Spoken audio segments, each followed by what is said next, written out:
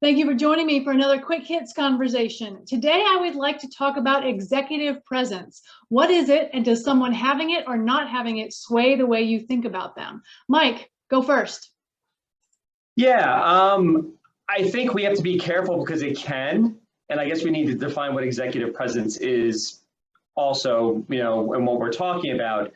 But executive presence for me is someone, who exudes leadership, asks really good questions, leads by example and things like that, more substantive things.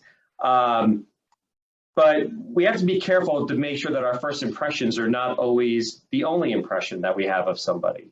And as I was talking briefly before this meeting with one of my colleagues who's also been on this podcast, Abby McCluskey, and she made the comment that, there's differences between introverts and extroverts. And we need to make sure that, because if someone's an introvert, that we don't discount their knowledge, their gravitas, and all these other things by making an initial jump first reaction. So I do think it's important. I do think how people carry themselves is very important, especially if you're in a relationship business. But ultimately, we shouldn't let those first. We have to kind of like fight our nature and overcome the 7-second reality to make sure that we're making the right decisions about people.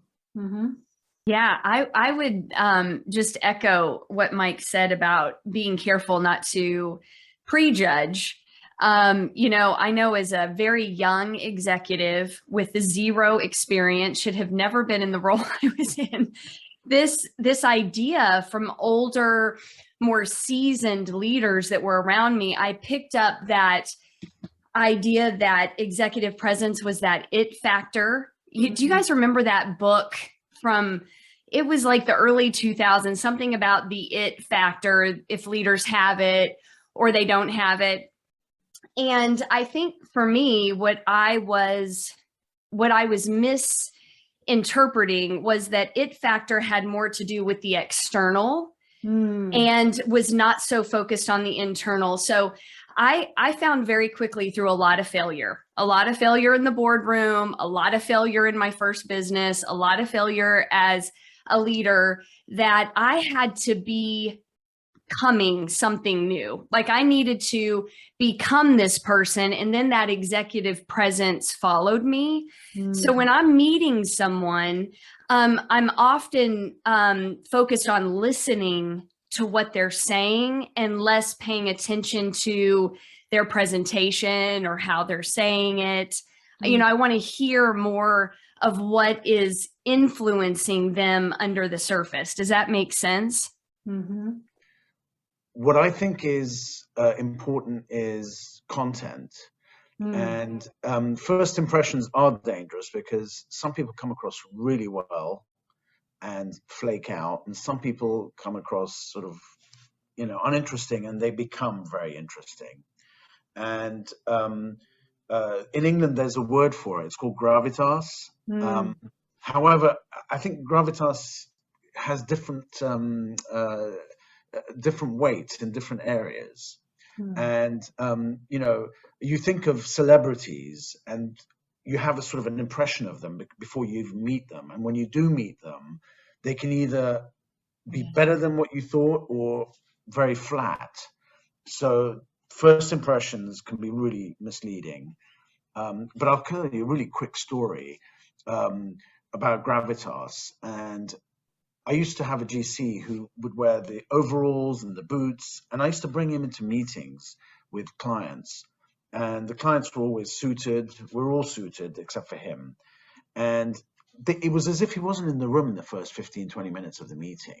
But by the end of the meeting, he took charge because he had a wealth of knowledge in knowing how to lay out a design, and he would be saving everybody money. And that to me was, taking charge and showing, gravitas, because you had this first impression of, oh, he's just a construction guy. And it basically took over the meeting. So are we saying there's two sides of this coin? There's the side where how you present yourself and how people judge you. And then there's how you accept that judgment from like other people, like when you look at them. So there's two sides to executive presence, what you exude, but also how you're interpreting. And are we saying that what you exude doesn't matter, or that it shouldn't matter but does? I think it definitely does, right? But I think it has to be authentic to you. I think we've been coached for so long to speak the right way, to act the right way, to dress the right way. Ultimately, that becomes a detriment, because you when you're not authentic to yourself, other people eventually figure that out. And then that's when truly imposter syndrome really is real. So I think that you have to be authentic. I think that, you know, as the culture begins to expand what is, I hate this term, acceptable, right? That's when we allow people to be more authentic, and then we get more value from wherever you've come from, you can contribute to. So. Yeah, and I don't know if you guys have ever Googled executive presence. Right? Yeah, right. So Forbes had this article, and this guy named Jerry Valentine wrote it. And it's these 7 ways to like hone your executive presence, right? So I wanted to see what are they saying? And he actually talks about your personal, the way you look. And I think that there is something to that, but I think that there's been so much emphasis on this external presentation. And clearly I am someone that takes pride in my appearance, but I used to think that is what got the door open. And it was not. It was what you're talking about, Mike, that deeper, and Chris, that deeper, there's got to be character behind it. And people can pick up on that very quickly. I had a mentor say to me one time, he said, Amy, confident people bring out the confidence in other people. And that really struck me, because I said, well, then where is my confidence? And I really had to do some work and get rooted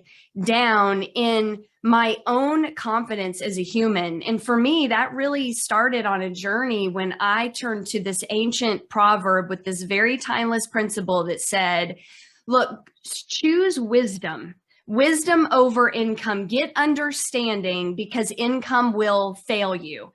And that just struck me, because living in a country where, especially in these kind of leaderships, I mean, we're not entrepreneurs and executives because we're not necessarily money motivated, right? And I had to find a way to move that out of the way and put people and their needs ahead of mine. And that required me to change a lot for that presence to then hopefully the presence to come out, and I could actually help people and influence change. Does that make sense? Yeah, absolutely. I've often said, and I tell this to my clients all the time, confidence is not something you feel, it's something other people see. But if you don't feel it, it won't stick around for very long, because you're going to start getting feedback about that. But it is absolutely something people tell me all the time that I look confident, and most of the time I'm like, I have no idea what I'm doing. Well, I think it's a skill like anything else. I mean, self-talk is a skill, and having some grace and some compassion with yourself is a skill that we all need to do a better job with. I think. But it is a skill set. It's having skill sets, communication. To me, the most important thing in any sort of business context is someone who knows his stuff. Someone who understands the business, understands all the ins and outs, knows the pitfalls, and is able to ascertain what your needs are, as Amy so well said, and deliver solutions to those needs. And the one who sticks out and does that well, is going to get the deal. Doesn't matter what they look like at the end. It doesn't matter, how they said it. It's, did they deliver what they are supposed to be delivering?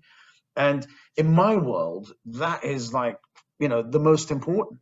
And I'm sure it is in every business. It's just, most people don't communicate well, and most people don't know their stuff as well as they should.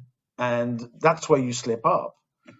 Well, and that's a great place for us to end it. That is our 10 minutes. Thank you so much for having this conversation with me. I appreciate it immensely, and I look forward to doing it again with you soon.